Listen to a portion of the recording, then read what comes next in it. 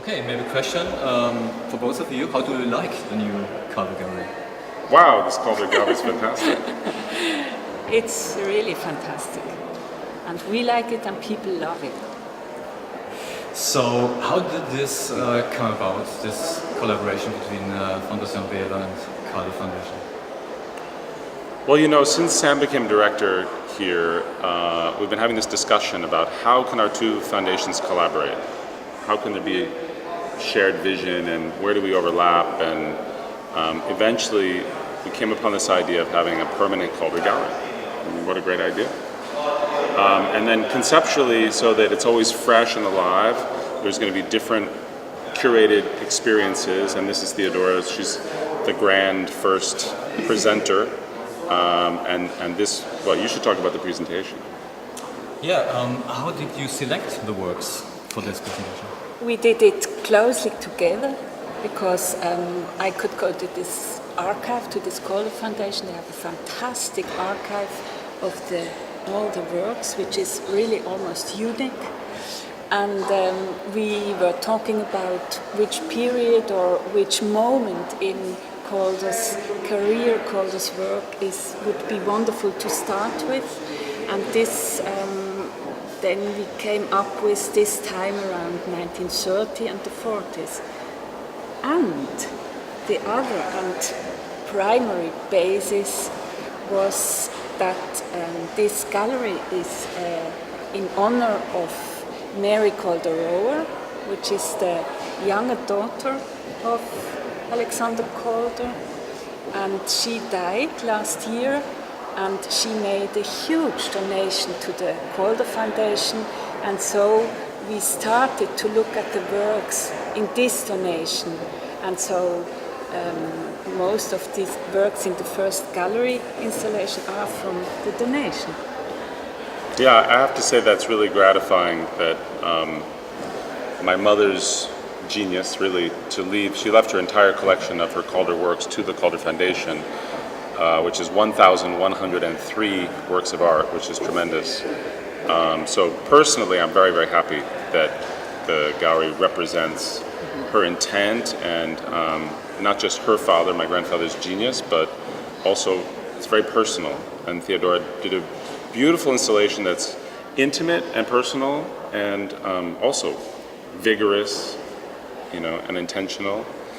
And it spans quite a range because the last work, which is the first work right above your head coming in, this large black mobile is from Calder's last year, 1976. So it begins in October 1930 and ends in 1976. So it's actually a spectrum, mostly 30s and 40s works.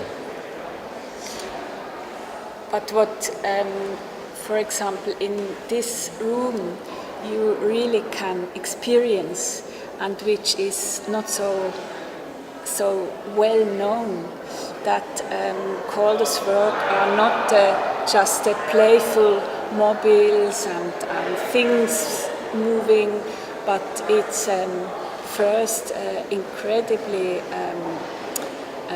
courageous deed to include, to bring into the art movement and to produce through movement volumes and space.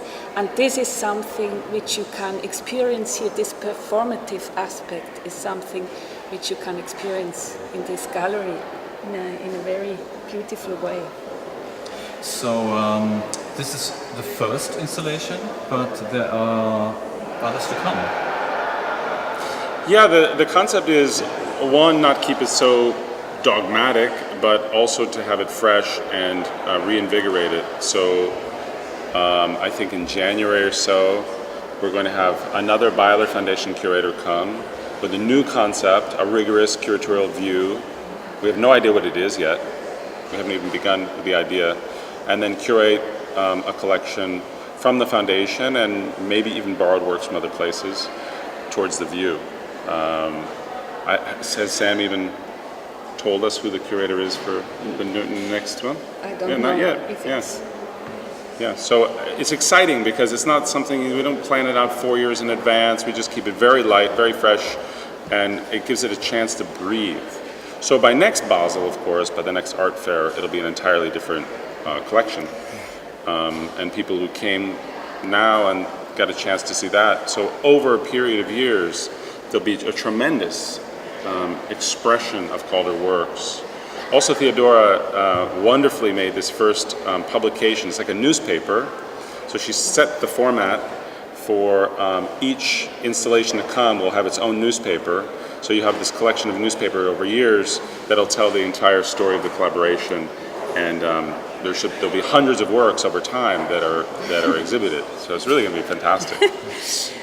One thing I would also like to underline what for the foundation is so wonderful with the Calder Gallery, that it gives us the opportunity to make a very strong and powerful link connection with the collection, which gives us also the opportunity to look with new eyes, with different eyes, onto the works, onto some group of works of the collection, and this is fantastic for such a museum.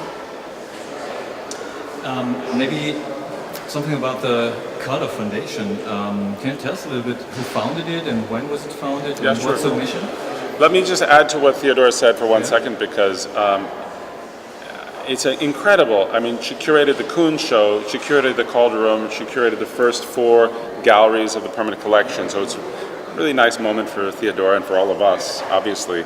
But in terms of this issue of the Calders and the relationship to the permanent collection, sometimes we have the incredible advantage of discovering. I didn't know the Mondrian painting. So Calder and Mondrian were very attached, very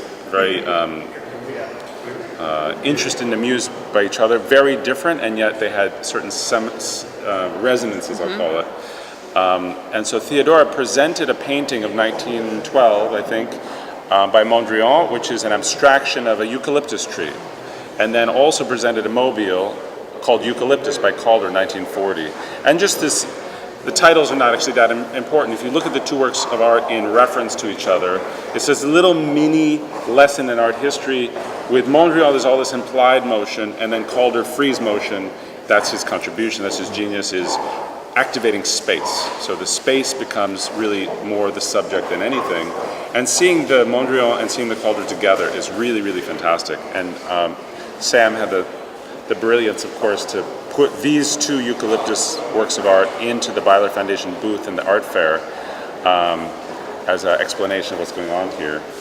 So it's really nice. It just all feels, it has a kind of harmony that you don't expect that frequently. So the Calder Foundation, I started the Calder Foundation in 1987, and my intention was to, one, create a small foundation that was able to change and be amorphous and deal with issues as they came up and take a new leadership role in a different direction and expand and be creative. But it all comes back to the same question. How do our activities relate to Calder's legacy? How are we honoring his legacy? How are we protecting his legacy? So whether it's through issues of intellectual property and copyright violations and things like that, or whether it's working with a great museum or foundation in collaboration and making a huge retrospective, or some great intimate collaboration like this one we have.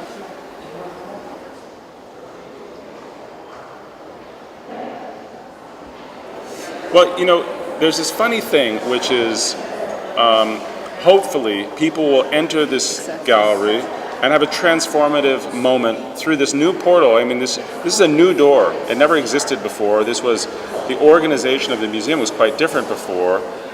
This was one of the changing exhibition galleries, and now it's been excerpted from that group of galleries with a new opening. I think it's fantastic that you can come into the middle of the museum and have an opportunity. You can go left into the permanent collection, you can go straight into the temporary exhibition, you can go right into the Calder Gallery, and it gives you all these options immediately. You can easily map out where you're going to go and enjoy everything.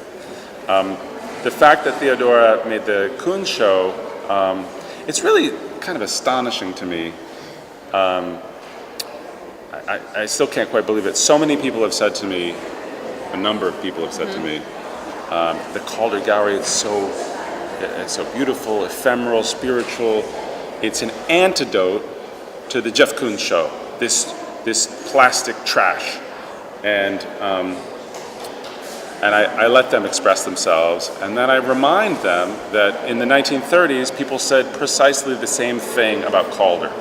That when you present something new that's also challenging, people are upset. It's very upsetting.